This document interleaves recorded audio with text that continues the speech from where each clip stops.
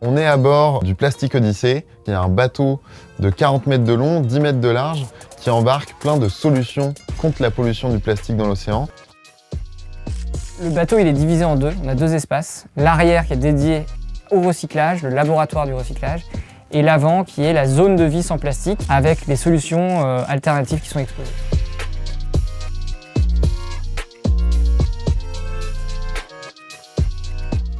Ces machines à bord du Plastic Odyssey, elles vont permettre de travailler sur la valorisation des différents types de déchets qu'on va rencontrer aux escales. On va chercher en fait à identifier le déchet et à définir un besoin localement et essayer de savoir comment est-ce qu'on va pouvoir le valoriser du déchet au besoin avec tout le modèle économique associé.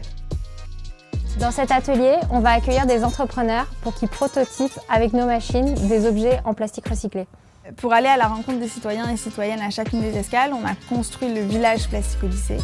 C'est un village de sensibilisation qui permet d'alerter sur les dangers de la pollution plastique et de présenter des solutions alternatives.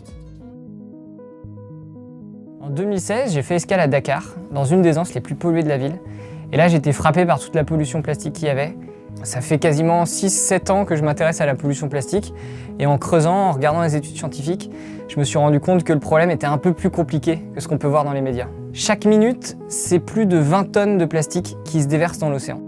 Et pourtant, on en retrouve assez peu à la surface. On retrouve 0,6% de la pollution plastique, puisqu'en réalité, tout le reste a coulé ou s'est décomposé en petites particules. Les deux actions à mener pour lutter contre la pollution plastique, c'est de recycler les déchets qui ont déjà été produits et d'éviter d'en produire plus en réduisant notre consommation de plastique.